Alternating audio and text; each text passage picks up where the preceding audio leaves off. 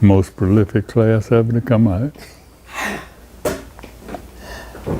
Why is the class of 1947 the most prolific class that came out of Phoenix High School? Well, we won a state championship in football, which was almost unheard of at that time for Phoenix, with our limited enrollment. But we won it. Congratulations. Yeah, Were you on the thank football team? Yeah. Okay, what was it like being a member of the football team? Just like what you just asked me, you look at my stature, you say, this guy didn't play football. He played something else. But I did play football. And I only weighed about 162 pounds at that time. But the heaviest guy on the team was 200. You didn't hear of kids who were 260, 270 pounds back then. But that shaped my life. That 1 year shaped my entire life. How so? Well, the coach was a guy named Weaver who had graduated from Virginia State University. And his demeanor, tall, nice looking guy, sort of looked like a man over there, but he just influenced me, and I went against everything that he told me, but it turned out to be good.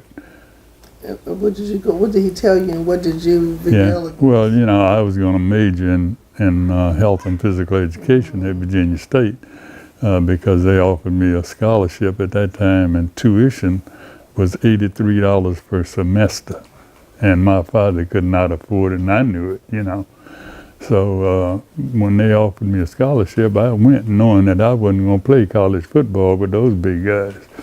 But the month before I left Phoenix High School, Coach Weaver called me to his office. And he said, Lovett, do not major in health and physical education, because if you do, you're going to become a coach. And I know it.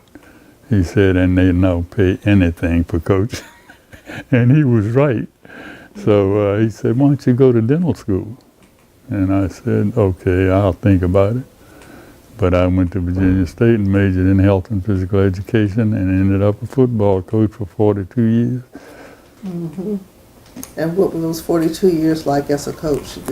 Well, they were, the highlights of my coaching career was I coached at Carver High School in Newport News.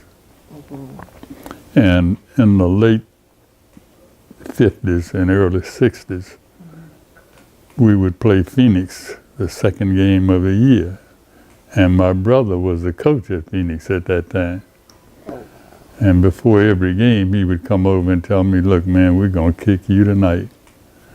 And every night I would whip him. So that turned out to be quite an experience. Mm-hmm. And then, of course, in 1961, we won the state championship in football at Carver High School. And that's what got me my job at Virginia State as an assistant coach. And I coached there for 7 years as an assistant coach and then became head coach for 3 years before I came to Hampton, where I spent 23 years coaching and athletic director at Hampton University. Yeah. Okay. Yeah. Okay, and when did you end at Hampton University? I retired in 1999. So just retired not too long ago. Well, not when I consider how many years I put in. Yeah. You were a member of Phoenix High School. What was it like being at that school? And I guess a lot of the things you went through at that school and experience allowed you to be a coach with a great career and longevity in that profession. Yeah. What was it like being at that school?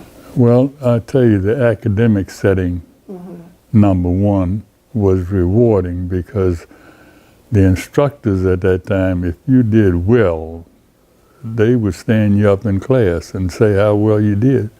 And everybody aspired to that, rather than like in some instances, kids want you to do the bad thing, But all of the students aspired to be something great, and you felt in your heart that they were college was not decision because you were in college.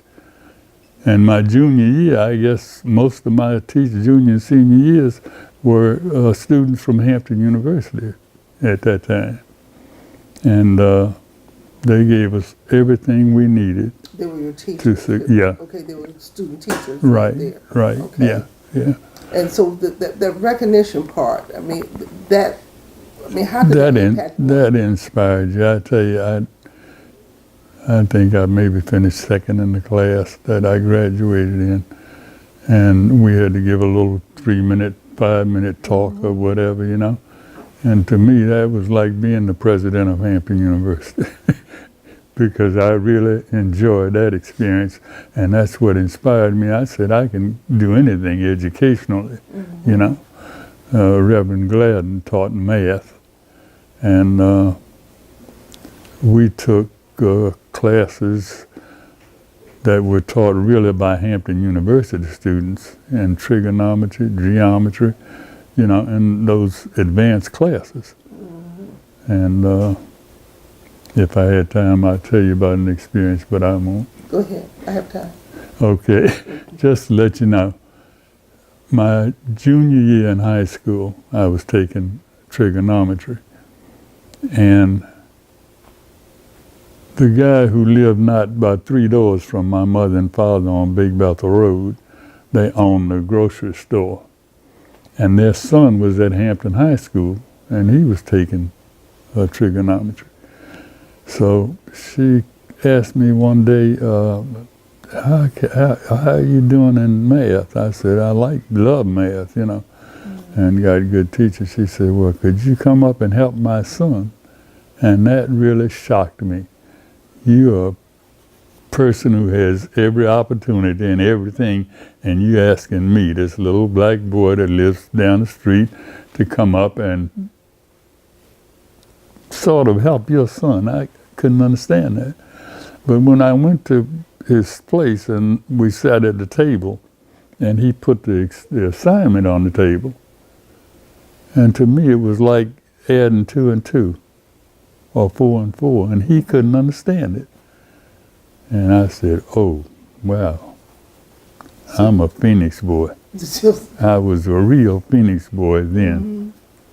Yeah. And what do you mean by being a real Phoenix boy then? Then the education level was just at the top. At the top. At the top, without a doubt, And I had one problem in high school was getting homework because I lived on Big Bethel Road out there, and we had to get off the bus at Magruder Boulevard and Simple Farm Road, and that's 3 miles from my house. And I walked that every night because I was playing football, and I had to walk that every night. So I didn't have much time for homework. Wow. Yeah. That's it. Did you all ever feel any slight in the fact that you were in a segregated school? Yes, we did. Several of us. Mr. Howlett was the principal at Phoenix at that time. That was my junior year too. And I used to drive at that time, so he had me and my best buddy, Maceo Moore, to go over to Hampton High to pick up some books, some history books for Phoenix. And we were on the way over there. I said, why are we going to Hampton High to pick up books, Shouldn't that come from the school board or whatever? But anyway, we went over there, and this person took us up to a room which was just full of books on shelves and said, this is yours right here. Then you take this shelf. Well, and the person left. So we started opening the books on the shelf. The N-word was written in there. Just kids had written all kinds of stuff, And I looked at him, I said, man, these books have been used. So he happened to look down on 2 shelves lower, and he found out there was a new edition of books. We were going to take the old ones, they were going to use those. So we switched them up real quick. We took the new ones and put them in the car, put the old books down on the first shelf, and left. And like I say, Mr. Hallett was the principal. And I think they questioned him about that, but they never came to get those books. And if they had come, we weren't going to let them take them.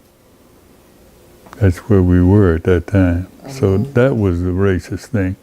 But we had an excellent relationship with the Hampton High football team, because the movies in Hampton at that time, blacks sat upstairs and whites sat downstairs.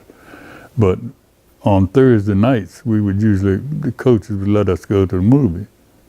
And both teams, Hampton High and Phoenix High, we'd go and either sit all of us upstairs, black and white, or all of us downstairs, black and white. So it impacted us without a doubt.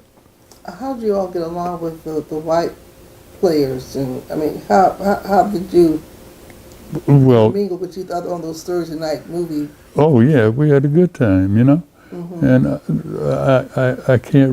I remember the night was VJ night, Victory in Japan night, and Queen Street was loaded with people celebrating, and most of them were white. But all those guys who were football players or athletes at Hampton High joined us, and we just went up and down Queen Street to celebrate that. So it wasn't too bad, you know. It wasn't no outright racist kind of thing, except at probably the top level that we didn't know about at that time.